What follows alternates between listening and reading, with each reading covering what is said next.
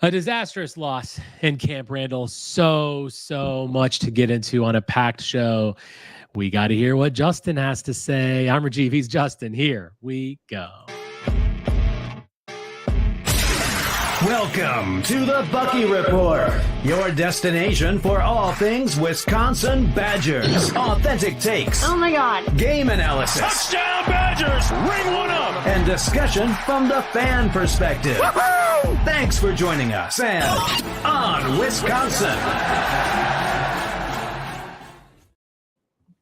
Welcome into the Bucky Report. We are your hosts, Rajiv and Justin, back together on a Sunday evening to talk about all things Wisconsin Badgers. Not a very good Sunday. Not a very good weekend for me, Justin. I know many of you out there are Packers fans. So while your weekend took a beating yesterday, which we're all going to wallow in for the next hour, today my team fell to your team, and that really sucks for me. So I am really having a bad weekend. Hey, maybe if all things go well, you guys can sign Malik Willis next season. Shut up. Seriously. We'll start with this one. Tonight's show meal. I smoked baby back ribs, baked beans today, saved about 3/4 of a rack and a big serving of beans for the show. Tonight's beverage capital supper club. Will always appreciate that. We're at the Bucky Report on Twitter, YouTube, and wherever you can find your podcasts. If you like what we're doing, hit the subscribe button so you know when we make new content. By now, you all know, obviously, 42-10. Got beat by Alabama pretty bad.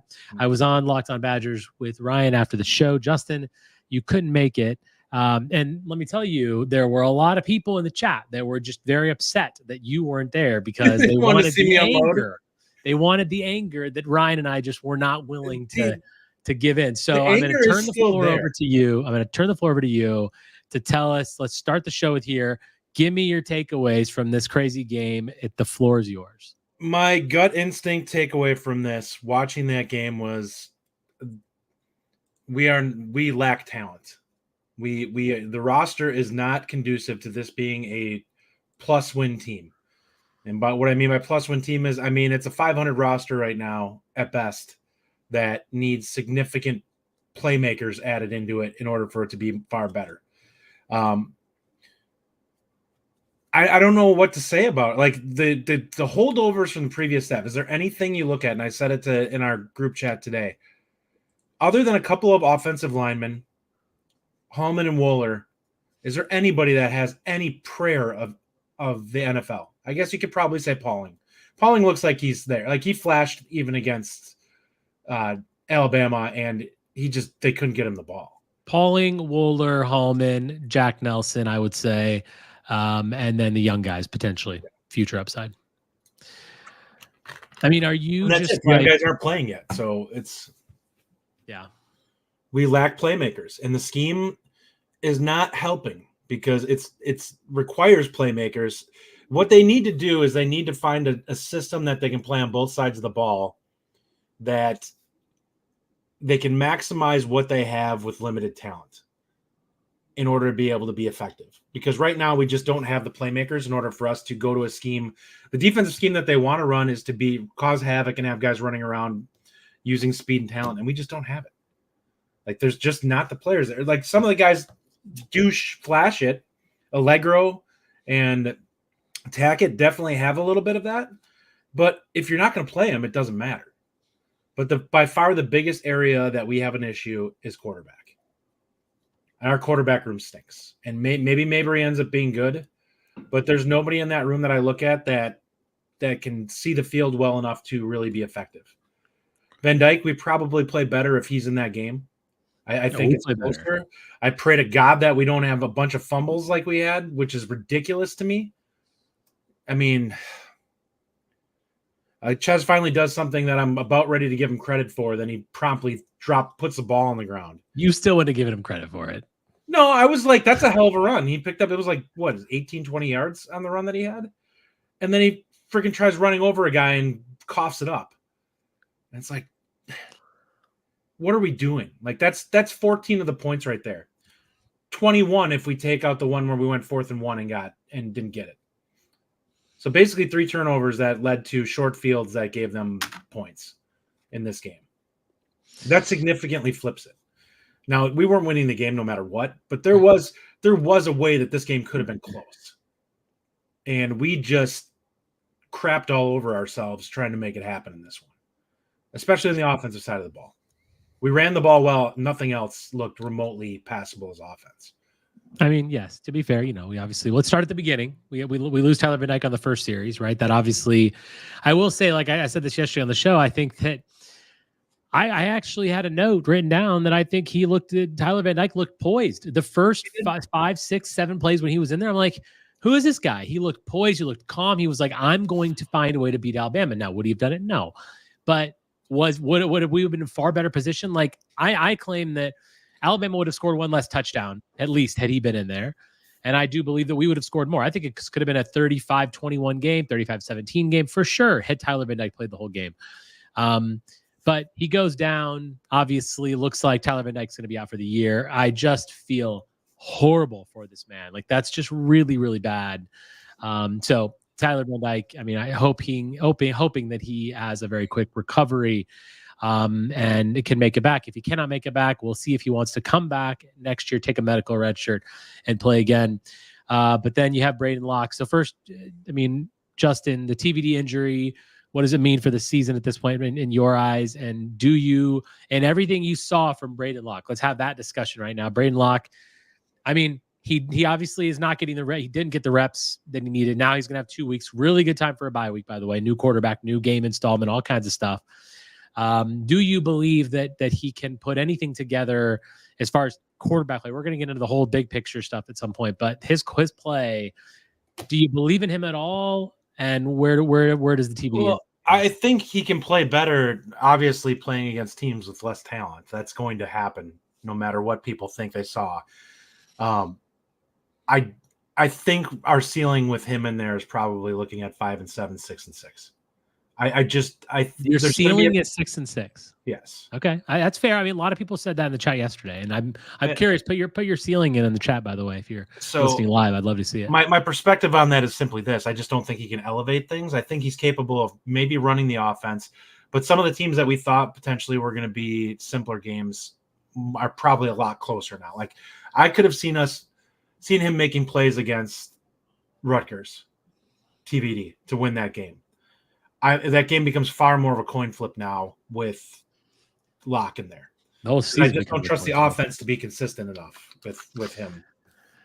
Yeah, I mean, so look, I think there are things about Braedyn Locke's game that don't really work. My gosh, the deflected balls. You were texting yesterday during the game, like, oh, that's his third or fourth deflection. Like, he stares down receivers. He was doing it the whole game. He stares down receivers, but he also, like, he doesn't find good passing lanes. He's literally just like, he's staring at the receiver and he's not recognizing what's in front of him, and he's got to find the lanes.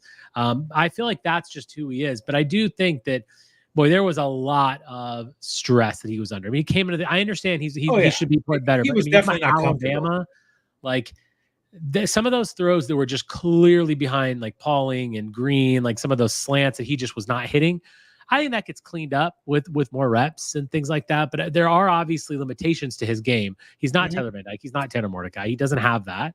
And I feel like that's, we're going to get what we get. But hopefully, now one thing we might be able to do is lean on a running game. We'll get to that in a second. But that's absolutely what they're going to do. I mean, do you think, like, okay, so from a pass blocking perspective, let's go to the O-line a little bit. I think they did pretty well. They graded out pretty well pass blocking. I think that, Van Dyke early kind of had good pocket presence, had some time. Locke just made bad decisions. He held onto the ball way too long. I think the O-line did okay, and then the running game definitely did okay. When we were at the open practice, that was one of the things that I actually pointed out while we were watching Locke in. I'm sitting there. I'm like, throw the ball.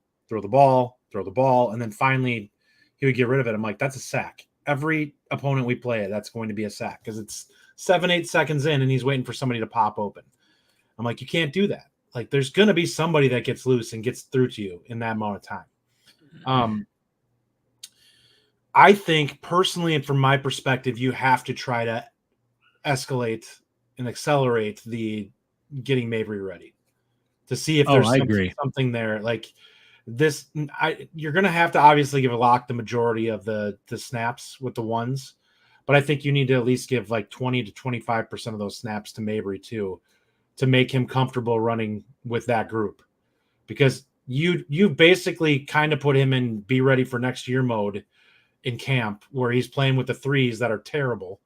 And they were, like, we watched him practice and he constantly had somebody in his face when he's trying to run plays. But that doesn't help you get better at it when you can't even look at the receivers and see what's going on the routes. So you need to see if he's going to be something, because right now, here's my issue and why. You had asked if Ryan had said that he's out on Longo, and I agreed with him. And part of the reason that I'm out on him is I have not liked, other than Mabry, I have not liked any of the quarterbacks that he's really brought in. Like, there's things to like with some of the transfers. With Van Dyke, it's like they're guys that have had previous positive things happen for them. Same with Mordecai. But they get here and they look far worse than they have at any other stop. And it's like, at some point, I have to put that on you. Like, you need to show me something as a coach that you're putting these guys in a good position to make plays.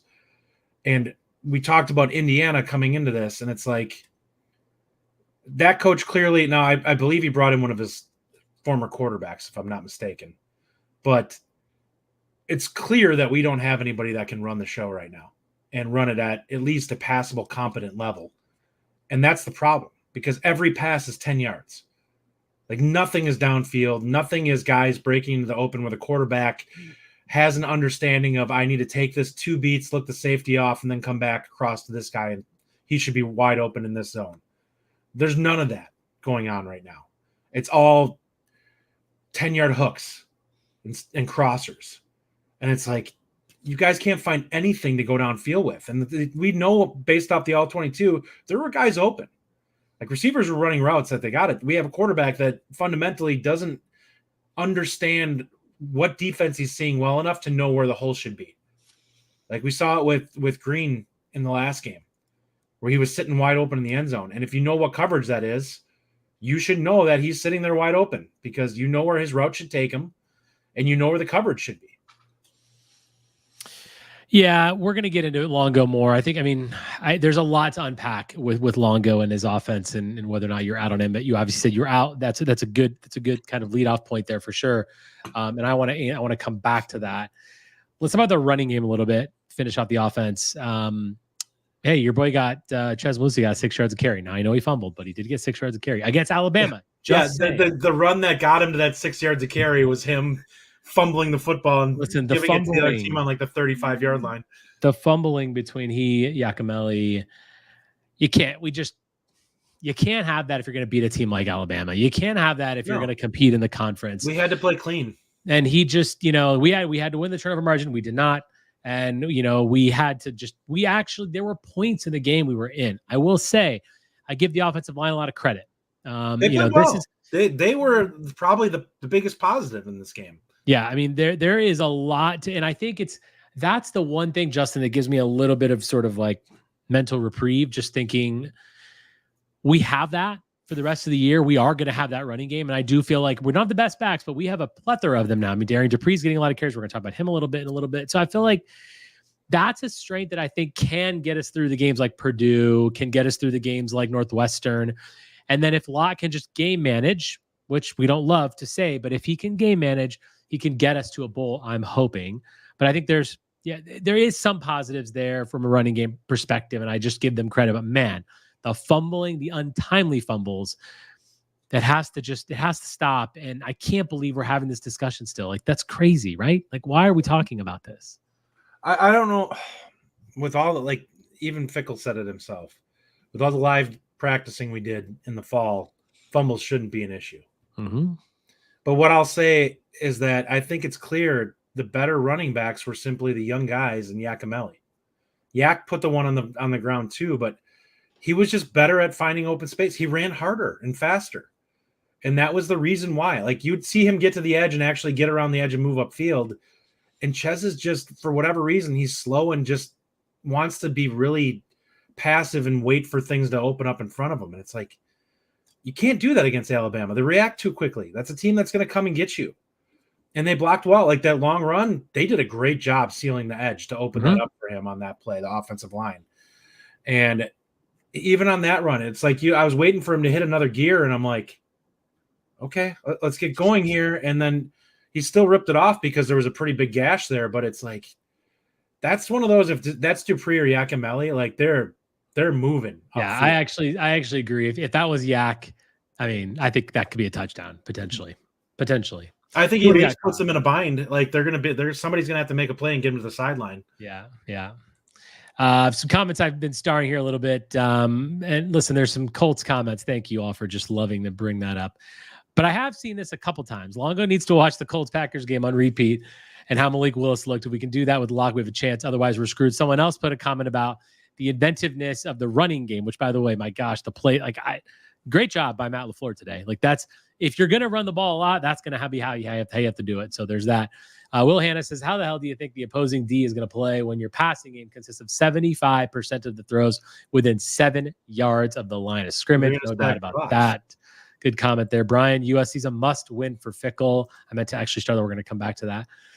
Dark Ray says, I'm losing faith in Fickell. He regressed from last year. Our passing and running attacks are both worse. We almost lost to FCS and MAC teams. We still can't do anything against elite teams. And lastly, Akefo, why does our fan base have to wait 2 or 3 years for a good team when Indiana, Nebraska, Illinois are winning now?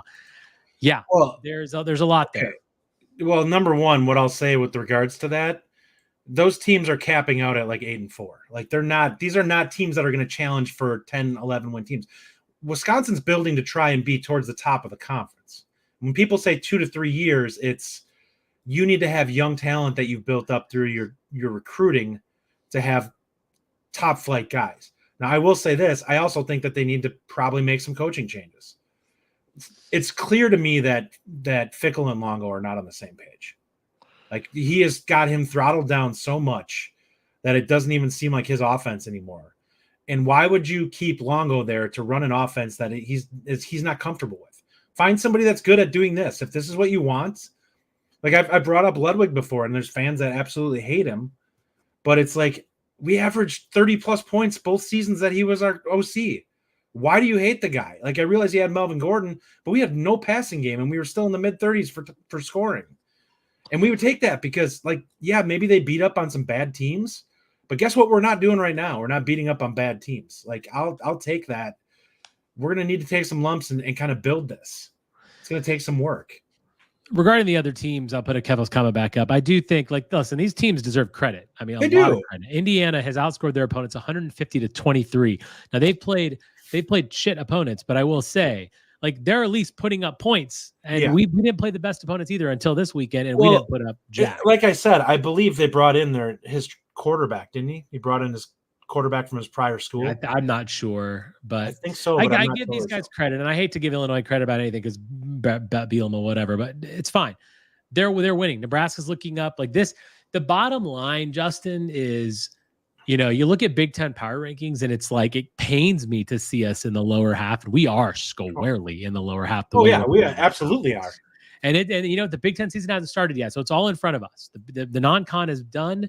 So I'm not saying we're going to have a great season, but I'm saying, like, it's still in front of us. So hoping that we can do some things to turn it around, but we'll see. Let's talk about the defense a little. Actually, one more thing about the offense. Will Pauling had 9 receptions, and the other receivers combined had 3 receivers. That was one of the most glaring things to me in this game was Locke. It's pretty clear Locke just locks onto him. That's going to be a problem. Because hopefully that means hopefully he can lock on a Tretch a little bit too. No. Well, he tried and promptly overthrew him by 10 yards. The one throw that was actually too far. Like, you couldn't have just thrown it out there and let him run under it. Like, there's nobody within 10 yards of him.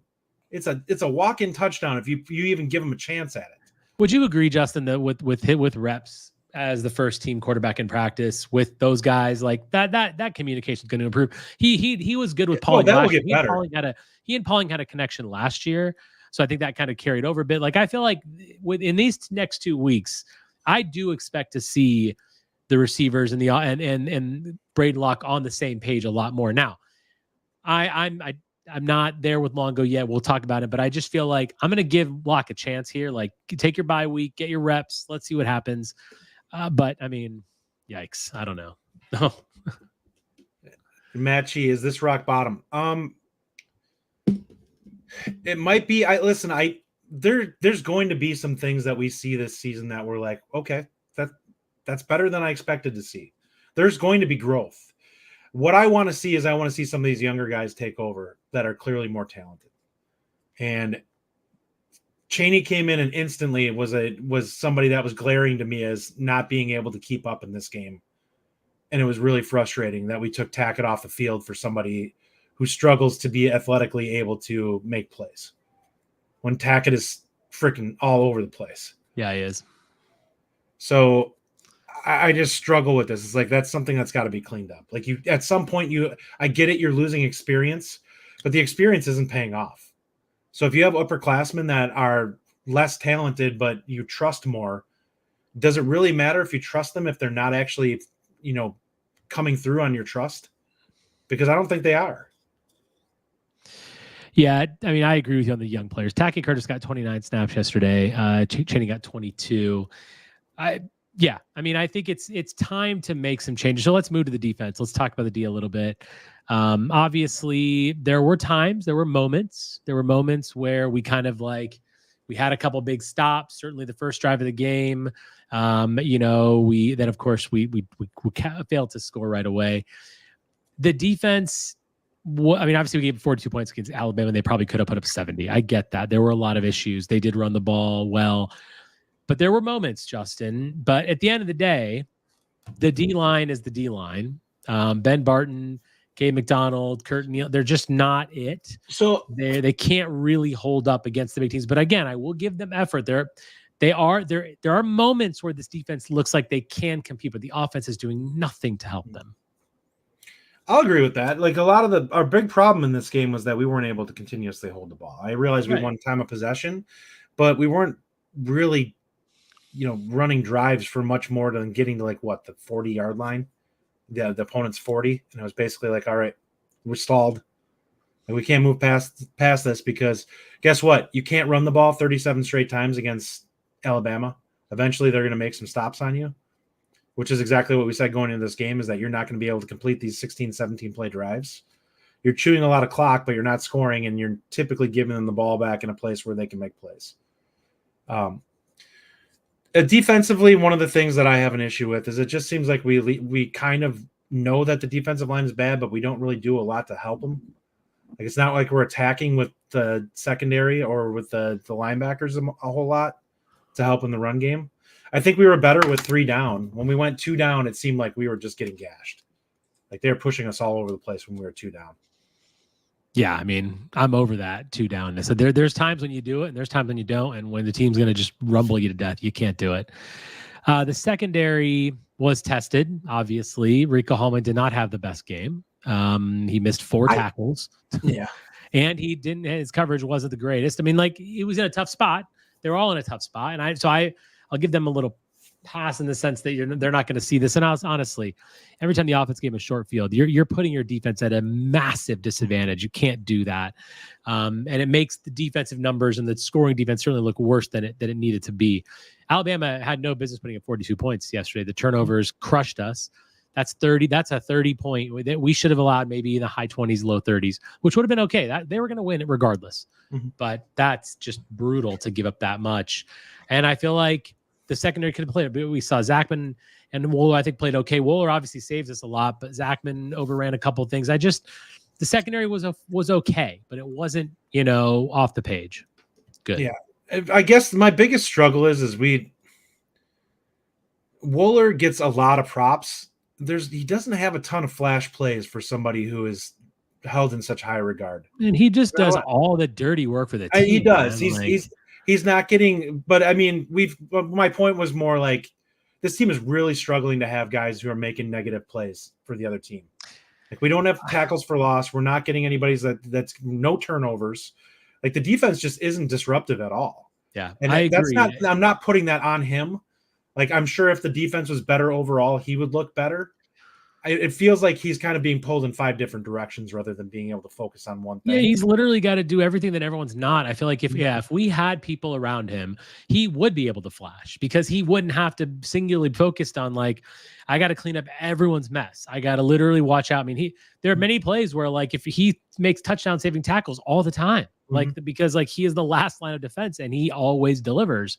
And I feel like that's why you're not seeing him flash. I will always give So one of the other reasons is why I feel like they should go young is because if you've admitted that Allegro and Tackett are effectively replacement level players or as good as what you have in your starters for the better or worse, they're going to be playing next year.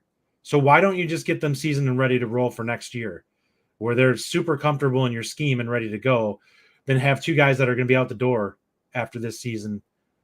And like, yeah, maybe you burn those bridges a little bit, but I think the other two guys are playing better anyways. They've been better than Jaheim and Chaney at this point. They flash more.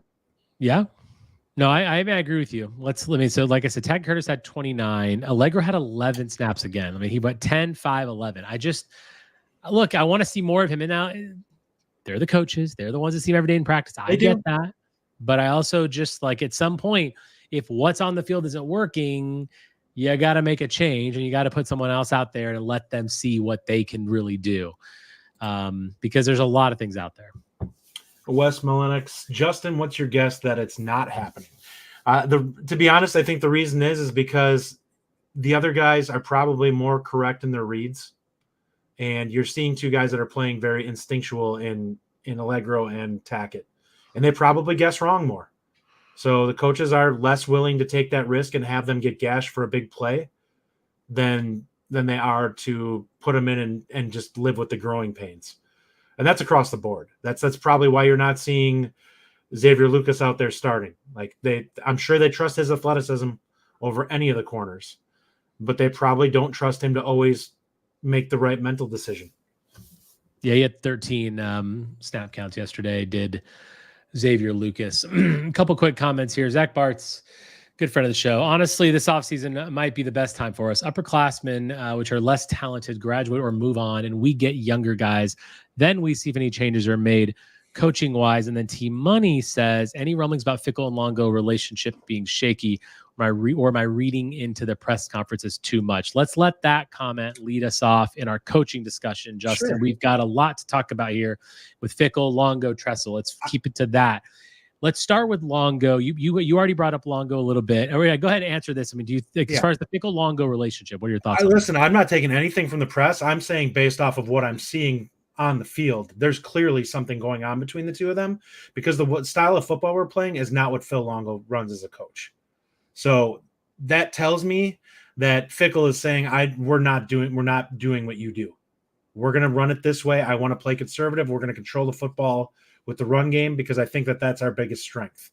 So clearly he's not enamored with the passing game. I don't know that the offensive line can carry us. I don't know that I agree with you on that. I'm going to push back. I don't think that you think Fickell is the one that is holding Longo back. I think that you're out on Longo. I don't think that he wants to kill his defense by having us give up the ball on 3 and outs by throwing it a ton when we're not doing it at a high enough level. So my gut instinct is he feels confident. His biggest confidence is probably in the offensive line, and he thinks we can run the football at a fairly high level, which I think we can. I think we can probably gash a lot of these secondary teams on our schedule this year.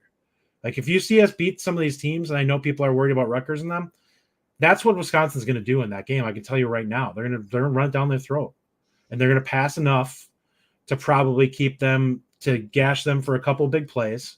But the bulk of that game is going to be Wisconsin's just going to say, "Here's our offensive line, stop us."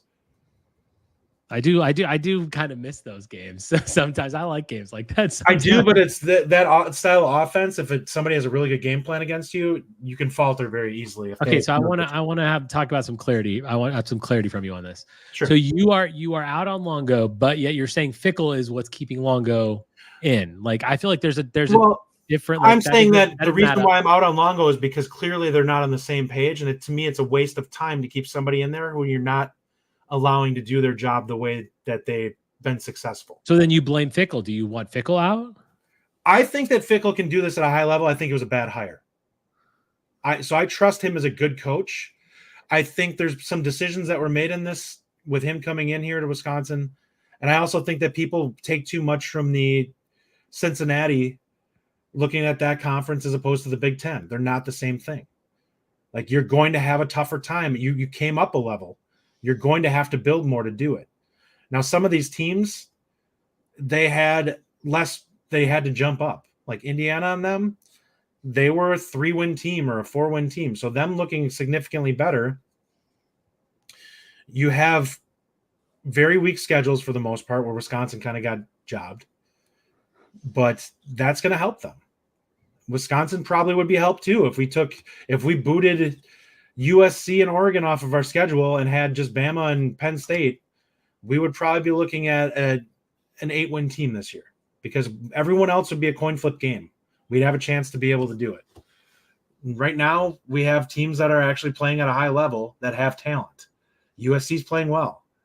Oregon is playing well enough that we just can't match the quarterback play, and we'll lose that game probably because of that.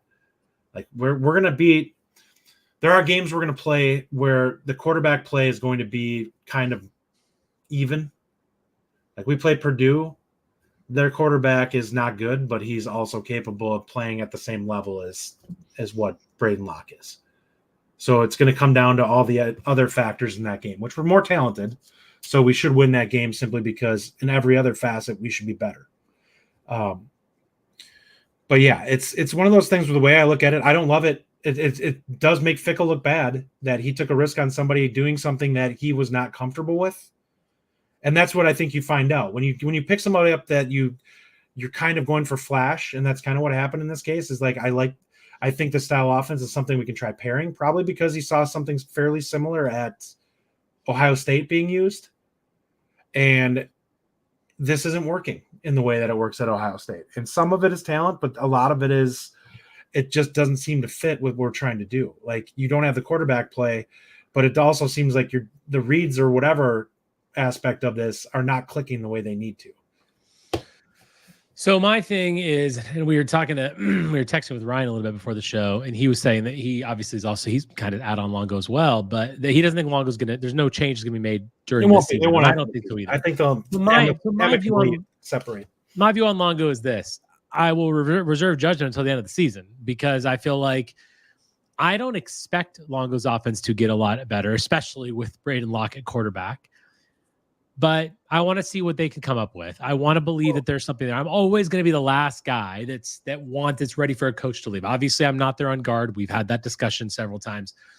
I'm not saying that we're not going to need to make a change, because at the end of the year, I was out on Christ when it was time, and I felt like I probably will be out on Longo. So let me just be out on. Kind of make a point here on why I'm saying I think it needs to happen. It's the fact that it's not, unless they find something that they can start to build off of this year, it's not going to get better next year, because the schedule is still going to be really tough next year. And I'd be shocked if we're going to have a significant jump in talent between this year and next year. A lot of the young guys are going to start playing, but the schedule is going to be hard enough that we could record-wise really be similar. And at some point you're going to have to say it. We need to find a way to be successful enough offensively to either save the defense, or the defense is going to have to start playing at a level that we feel like it's capable of just carrying us. I think it's more likely we can figure out the offensive aspect of it and at least be competent offensively than the defense suddenly having enough playmakers, because it's going to be a build on the defensive side. I think that was my biggest takeaway from the Alabama game. We need at least one guy at every level that's a true stud, and we don't have that. We have Hallman in the secondary, who's the closest thing to, and Wooler's kind of that too. Linebackers, I don't know if we have anybody that I look at that I'm like, this guy's a game wrecker. And defensive line, we clearly don't. So they've got to find a way at least that level to have somebody that the other team needs to be setting up their game plan for. And we don't have those guys. So going back to one other thing I wanted to just mention, this is why I don't necessarily think that Fickell is restricting Longo. And the reason is he's not an offensive guy. Longo is an offensive guy. And even if he was telling him to back things off, it's not working. He wouldn't surely still be telling him to do that. Why? I mean, we want nothing more than this offense to be unleashed and to try things and to give things shots. And I don't feel like he's restricting him. I think he might want him to make sure he doesn't abandon the run game, and he wants to keep us as a physical team that can get those hard yards in short yardage situations. and have that sort of size and element in the game, but I don't think he's restricting him. Okay. My question to you is like, okay, so where do we go from here? I mean, as a fan, what do you want? I mean, you're not expecting Longo to get fired until the end of the year. You are out on Longo. What do you like? What do you want to see from now until the end of the year? Then, like, what are you hoping for from Longo? Where you definitely don't want him to be there anymore. But what are you hoping for this season? How do you see this going, and what do you want to see from him? I think if you're going to make a change in this likelihood, I think you need to find somebody that you find an identity that you can get Longo to work with you on. That is something you can carry over to whatever you really want to do stylistically. And then you have something to kind of be like, this is what we're looking to do more of. And you allow Longo then to walk away and find a place where he can do offense the way he wants to, where he doesn't feel like he's kind of bending over into a different style out of what he likes to do. I think that he wants to be more. I do think that there's a passing game that he wants in this. He wants to be balanced, but I think he wants to be more play action. I think he wants to be. I think when you talk about what the Packers and stuff like that, like we've talked about with all the motion and things like that they do in order to get guys open, I think that that's kind of what he wants to do, and I think that's not what Phil Longo's offense is. Like it's an intricate offense. It's gonna get guys open, but it's also gonna require you to have guys that are gonna have to be really on top of their reads. I just am, like I want so badly for us to just find and stick with an identity, like whatever it's going to take us to get us to win as many games as possible this year, get the young guys out there and play. Just please do it. Like we're going to need to really drop a lot of good running plays. That's going to be a cornerstone of it. We're going to go back to old Wisconsin. Let's run the ball and let's hope Locke can be that game manager type. A couple quick comments here. Evan Gabriel says, we are quickly falling into the Nebraska zone. Please help us. Yikes. Akefo Mabry Mettower is not the answer. We've all heard the hype about QB recruits, and they never amount to anything. This is interesting because I don't think you can say anything about him yet. Well, but of the QBs that have been brought here by Longo, you can. He's got the most physical tools by far. It's not close. Yeah. But he has he hasn't seen the field yet. We can't say that the kid's a bust. I agree that that Mettower is not. I mean, I don't agree that he's not the answer because we haven't seen them. But I will say that all the quarterbacks that Longo has played with so far have not really been there, and that is not good. It's so sad that TVD had this happen to TVD because honestly, like I feel like he really could have got it going in this season and could have really settled in. And it's just too bad because transfer quarterbacks coming in like that, changing offenses, everything, it takes time. And it's too bad we didn't get to see that. Yeah, I won't disagree. So what I'll say is you can't compare the recruited QBs with portal QBs. You're getting a scratch and dent special through the portal unless you're a top tier team. You're not going to get somebody that's going to be an NFL type quarterback for the most part. Even with us getting Van Dyke, he was a guy that would have needed to kind of resurrect his reputation if he was going to get NFL. So when I look at somebody like Locke coming in, he had some previous experience with similar style and had run it a lot in high school. So you have somebody you feel comfortable with. But none of those guys were guys that I look at that they're like, this guy is our number one option. I will admit I have not loved the other quarterbacks that we've taken outside of Mabry. From a Mabry tools standpoint, I like the physical tools that he provides. I think that that's the most projectable part of all these kids coming in, and you have to hope that they can process at a high enough level. And I don't think you can see that on film in high school because most of the schemes are pretty basic, and most of the kids that are playing in them are throwing to guys that are 5 yards wide open. It doesn't really matter. So it's really hard to get an idea of how complex and how good a kid is at being able to read things post snap. We need to get better athletes. We need to get better pedigree of quarterback, in my opinion, in terms of recruiting. It feels like we're settling. So let's go to the other side of the ball and talk about coaching on there. Mike Tressel, where are you at on Tressel? I will start here. I'm okay with him right now. I'm not out on Tressel. I'm not out on Longo either, by the way, officially. I'm not ready for that. I'll make my decision at the end of the year. Am I close to not being? I'm very unhappy with him. There's no doubt about that. But Tressel, I continue to say that while this defense frustrates me at times, the offense is doing it no favors. And there are times last year where we saw games where we started out very poorly. We gave up a lot of yards, which seems to happen, but he makes adjustments and he is able to kind of shut things down when he needs to, i.e. some of the stuff last week. Now, again, Alabama scored 42 points. How many short fields did they have, though? Like, there were flashes. With better talent, I actually am confident that Mike Tressel can be a solid defensive coordinator. Are we going to have the run-stopping defenses that we had in the Dave Aranda days and all those things? No, but we can be a very good defense if the offense goes with it under Mike Tressel. Oh, I'm glad that he's using the 3-down linemen when he needs to. I'm glad that he's shifting things up. I think that there are adjustments there. I think that the strength is still our secondary. I did see some pressures. I did see us rushing 5. I did see some run blitzes. I did like that. I think that helped.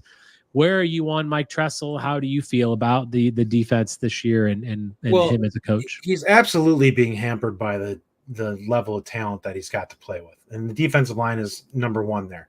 Corners, every other layer of the defense would look better if the defensive line was better. It's just simple as that. The reads get easier when the defensive linemen hold up and aren't getting pushed around. And suddenly the linebackers can kind of get a better feel for where things are going. In my opinion, my biggest issue with him is at times it feels like he kind of waits a half to start attacking. And I wish that he was more aggressive from the get-go, because I think there's just not very many good college quarterbacks. And if you get pressure on them, they tend to falter. And then once you've got their feet happy in a game, the quarterback's done. Like you get to him 3 times in the first half, he's probably going to be throwing high and making mistakes the rest of the game. And right now he has a habit of letting them kind of get comfortable and then being like, oh, this is what you're doing? Okay, well, this is how we're going to react to that. And it just drives me nuts because it feels like we're kind of giving them a free half before we actually start playing. And it's like, I just wish you were more aggressive. Now, maybe he would be if he had guys that he trusted more, and that's part of it. He doesn't trust these guys to make the appropriate reads if he starts going aggressive early. That I don't know. Michael Rawson says the defensive play calling at the end of the first half was disappointing. Otherwise, Tressel is doing adequate. Yeah, I'll tell you what, the end of the first half, that was atrocious, by the way. I feel like we were almost playing like quarters prevent defense, and we still gave it up. That was us against Ohio State back in, what was it, 2021 or 22? When the first quarter was playing out and they basically just throwing, it was like 7-on-7 drill. Yeah, he also says DL issue is a recruiting issue, though. There's no doubt about that. It is. You're not fixing that overnight. Modern Perennialist says, my best source of optimism is seeing Fickell's eyes in the presser. He looked like he wanted to kill someone. So going back to your comment about Tressel, some of these other comments about play calling, do you blame this stuff? Like the fact that, like you mentioned how Tressel's like, let's see what you got. He's making adjustments. He's not really, the game plan isn't really installed as early as it needs to be. Like we're not reacting. We're kind of getting out coached in that regard. Are you putting that on Fickell? I mean, do you, how much of this, even on the defensive side, are you blaming on Fickell? I think what we need to realize here is, and part of the reason why I'm not out on Fickell is I look at what we're seeing from this team, and we right now have like their first recruiting class are true freshmen. And we all admitted coming into this. And they're awesome. Yeah. Yes. And we all admitted coming into this that the previous 2 or 3 years had been a severe letdown in terms of recruiting. And we also go back to 2021 and 2019, the 2 biggest classes that we had, and kind of looked at them and like, yeah, these weren't really as good as what we were expecting to have. Like there weren't a lot of difference makers. So you start looking at it and it's like, well, yeah, of course they're not playing well. There's not a lot of guys that have really popped from our 2 biggest classes. And then after that, they kind of were 2 lame duck classes that were really mediocre. And now we have a really good class that we're building on. The 2025 class is another solid to good class. And you have a couple that you can start to build off of. Both of those have some guys that have some high upside. Yeah, I mean, that's, we're paying the price for what we all knew several years ago was a complete crap recruiting department. Like literally, it didn't even exist for most part. It was just bad. There was no structure, there was no system, and the recruiting fell down. And we are paying the price for that here when we talk about the D-line talent, when we talk about the O-line depth, when we talk about all across the board, linebackers, like we're paying the price. And we've had to go out and fill in the portal to get as much stuff as we could. And that's, that's tough because you're not getting the best guys out of there. Yeah. Well, you can't build through the portal. You can seal some cracks in the portal. You can't build an entire roster. Like ask Dabo Sweeney how he feels about the portal now. Yeah. But you can't get away with trying to build your entire identity through it. And Wisconsin's trying to bring in the players to build for the schemes that they want to use through recruiting, because you're not going to be able to get guys that are going to be ready-made fits for it. You can get guys that are closer fits, which is what we've seen, to what you want to be using, but you're not finding guys that are really good at that, or they'd be staying where they're at, or they'd be going to some place that's going to pay them a ton because they're really effective at it. But we don't have, even if we had money, we still wouldn't have the team right now that transfers are going to look at Wisconsin and say, I want to go there because I have a shot at winning a title. Like they're going to go to the places, the best guys are going to go places where they think they're going to have an opportunity to win. Very true. All right, let's for our next segment here, we're gonna do a little buy or sell, and this will kind of get us into some more topics that are fun to get into. Put your comments in if you're listening to this live. Put your comments in. All right, so Justin, I'm gonna read out some statements, and then you let me know if you're buy or sell on it. Buy or sell? I'm guessing you're gonna buy hard on this one. Both coordinators will be at UW next year. I am selling on that both of them will be here. One of them will be gone, I think. Okay. I'm also going to sell. I think that one of them is going to be gone. I think it's going to probably be Longo at this point. Buy or sell, it's time to panic. Bama's not in itself but we need to see a massive step up against USC. Like that game has to be close. And I don't know if they can do it, but Braedyn Locke getting 2 weeks to prepare for it is going to absolutely make a difference. Hopefully they can figure out some things that work for him, where they have things that they feel confident in being bread and butter plays for him. But it's pretty clear we didn't really have much of that going on with Van Dyke. I do think that they trust his decision-making in terms of knowing the offense better than what they did with Van Dyke to a point, which is probably why it was even close of a competition in the fall. But they're going to have some growth. Like there's going to have to be some things that they figure out how to be able to hold on to the football and score some points in these games. So Matt Agnew asked about panic. So panic for me, what I mean by that is this year right now, and really the future of the program as far as Fickell. Like, let me tell you what panic looks like for me. Going to USC and losing is something that at this point we expect. I'm going to be there. I'm really hoping we can win that game. That would be amazing, but unlikely.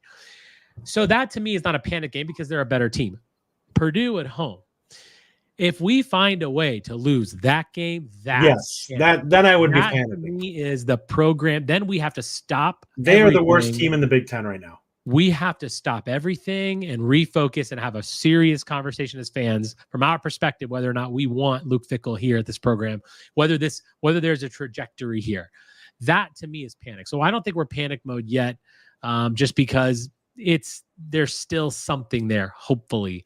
But yeah, when we start losing those other games, that's when we're at the bottom of the Big Ten, that's panic. That's not Wisconsin. We haven't been one of the most winningest programs in all of college football for the last 25 years by doing anything like that. And that cannot happen. Buy or sell, Mabry Mettauer will start a game this season, Justin. I sell that unless there's an injury. Okay, so you don't. Unless it's an injury, I think he might play some, but I don't think he's going to be starting. I think it's a lot to ask a true freshman to come in. Maybe if it's going to happen late in the season, but I don't buy it yet. Michael Rawson is a buy. Evan Gabriel is a buy. Matt Agnew says sell on that one. Listen, I'm buying. I put this in here because I think that. Okay, so we talked about Braedyn Locke. I do expect Braedyn Locke to be a game manager, to run the ball a lot. I think that at some point, though, Justin, there's a point at which you don't really see an upside in Braedyn Locke. And if that's just where our offense is, and we're just kind of beating the teams that are bad and we're losing to the teams that are good, you said it earlier, you got to give the guy a shot. And so as far as I'm concerned, put him out there, because what do you got to lose? Like, just get him out there. I mean, TVD is gone right now. Let's see what we have with Mabry. I don't think this is going to be a world beater season. We're not going to have a great year now. Like, we're going to be sputtering to get to a bowl game. So in my opinion, like, if you're not seeing real potential and upside from Mabry, why not put him in there, man? Like, what are we waiting for? What are your thoughts? My thoughts on that are, if you had seen him, what I saw at the camp when we were watching. Okay, that's fair. He has not had enough reps with a cohesive unit yet for him to be put into that situation. But he's going to get reps now. He's going to get the number 2 reps. He's going to absolutely need several weeks of time with guys that actually are coherent, so he can get used to reading a defense and be able to feel comfortable playing behind that group. And it's possible it happens.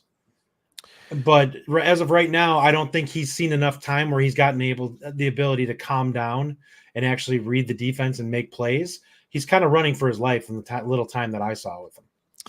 I want to put this up. It's an interesting comment here. I want your take on this. Matt Agnew says, we lose his future potential if we kill his confidence with what he has around him. I disagree. I think that the receivers are there. I think the offensive line is there. And some of those offensive linemen aren't going to be there next year.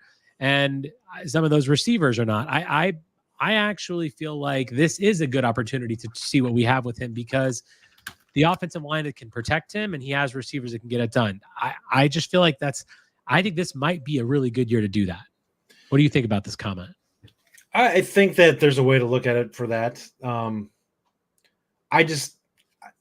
don't think you're going to stunt his growth. So I sell on that. I think what you're going to do is you're going to have to protect the heck out of him. We did with Joel Stave. Like, he wasn't really ready to be starting. And basically what we did is we ran the ball a lot, did a lot of play action with him, had some nice easy throws. We got him early. He looked really good as a true freshman before he got injured, or as a redshirt freshman before he got injured. So it's not unheard of for him to have that type of kind of the end of the season play out. But I don't know. I think there's a chance. All right. Next up here, buy or sell. Dupree is a regular rotational player by mid-season. Excuse me. I'll buy on that. I actually think he's going to take up more reps the more we do it. They're That's kind of getting forced right? into playing him more. Yeah, I think Dupree is showing he's got athletic ability, he's showing good skill. He runs hard.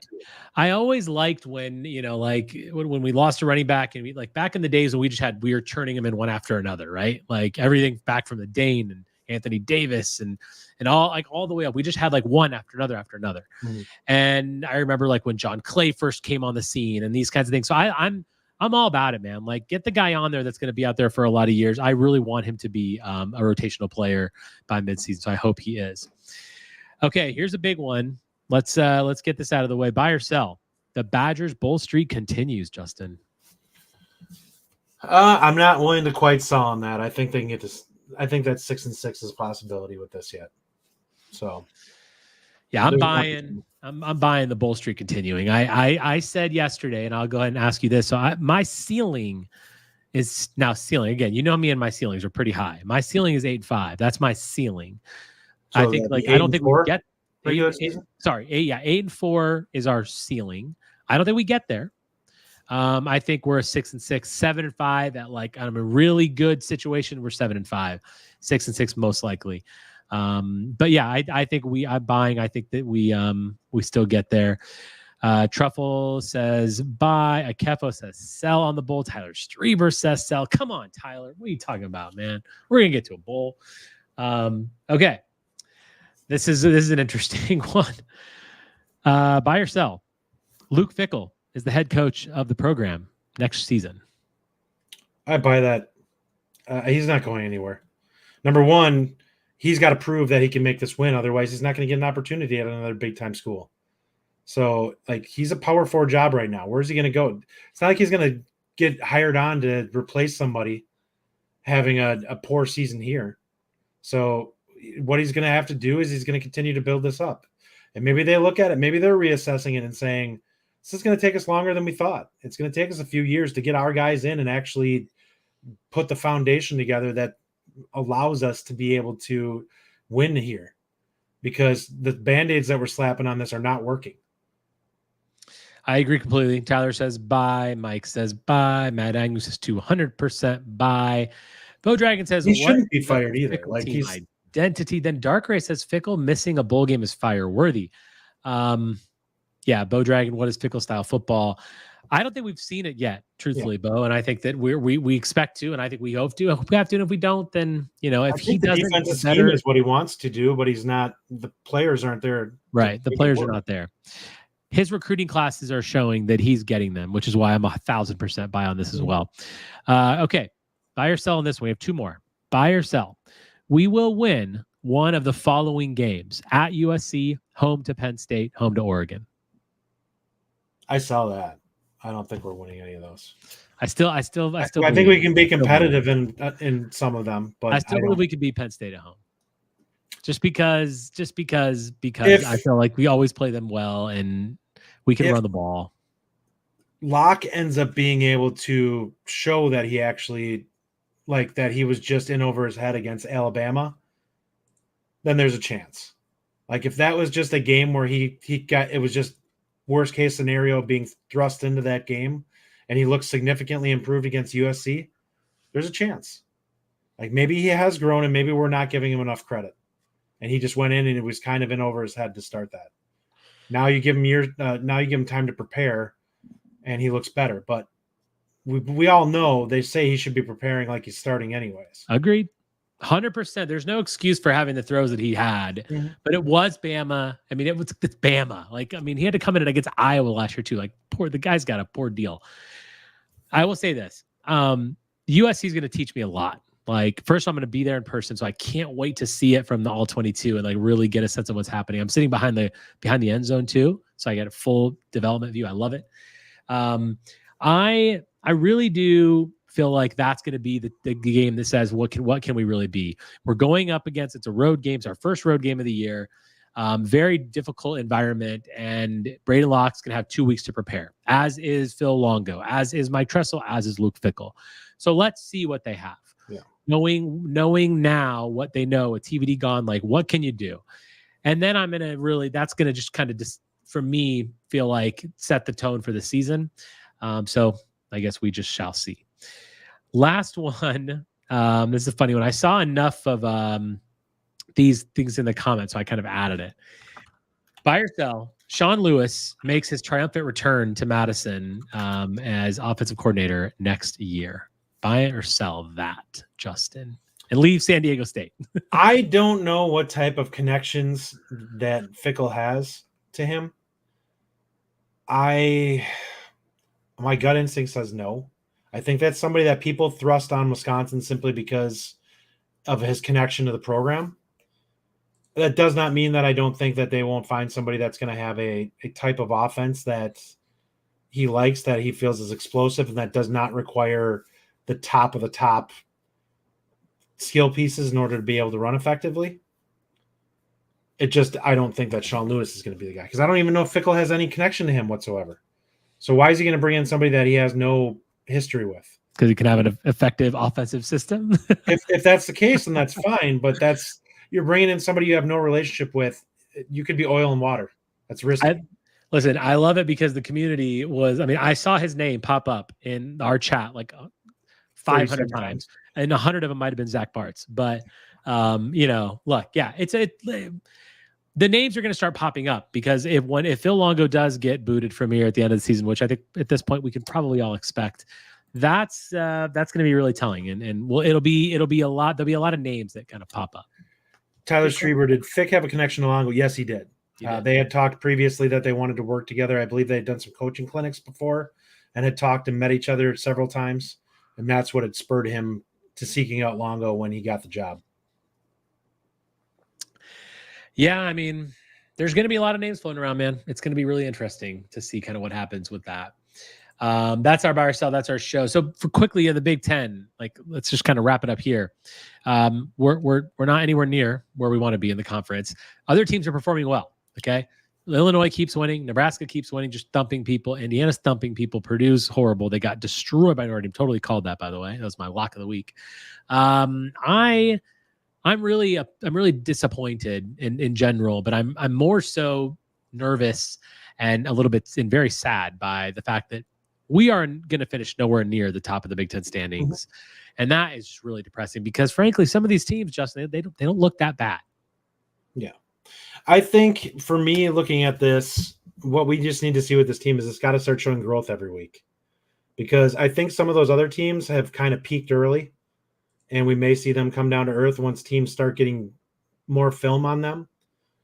So they may not be as explosive, and then plus they're going to be playing better teams. But Wisconsin has come out and had to play some tough teams. We have one loss right now. Like, Wisconsin could look infinitely better in 3 weeks. Mm-hmm. We need to stop freaking out and thinking that this is going to be end of the road.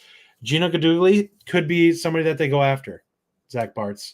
I wouldn't be shocked. He was Fickell's coordinator his last year at Cincinnati. I absolutely could see him say, I feel comfortable with bringing him back in. Let's give him the job, and doing that. Yeah. Well, it was a rough one. It was a rough game. It was a rough weekend, really bad weekend for me. All you Packer fans can at least rejoice in my sorrows today. Final thoughts, Justin.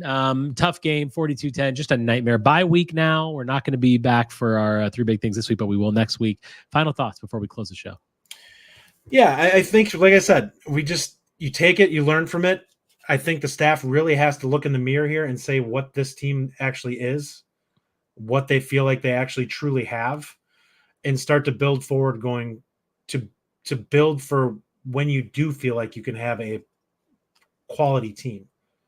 Don't look at this team and try to maximize this year if it's going to set you back for next year, knowing that you have to build to make next year a better season.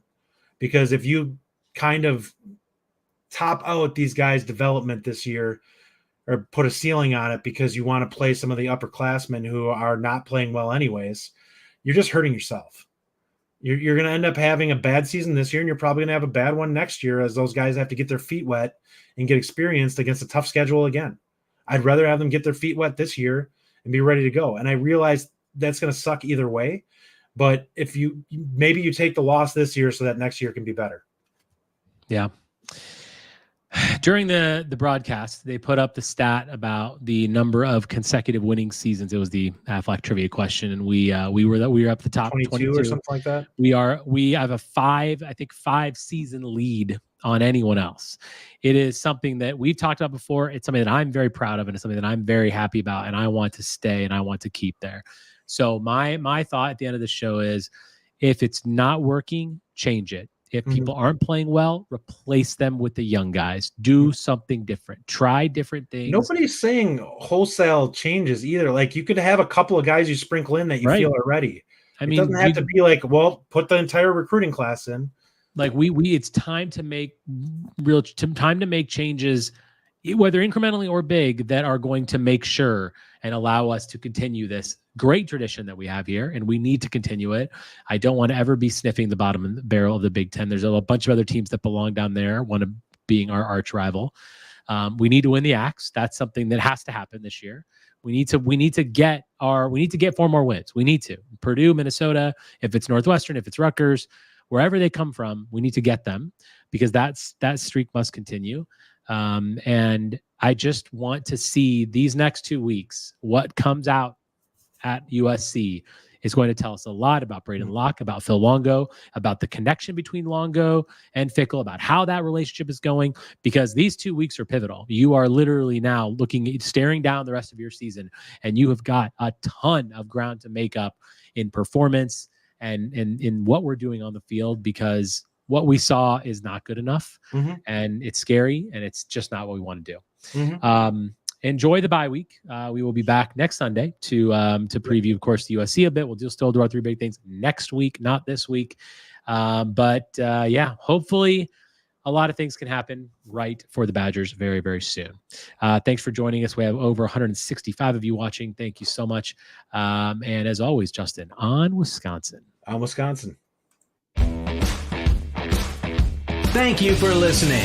If you enjoy the show, subscribe to our YouTube channel at The Bucky Report or The Bucky Report Podcast from wherever you get your content. Until next time, on Wisconsin.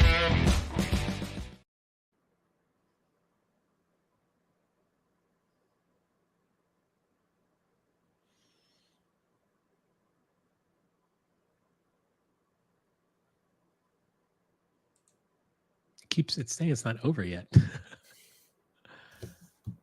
Why isn't it ending? Is yours still counting?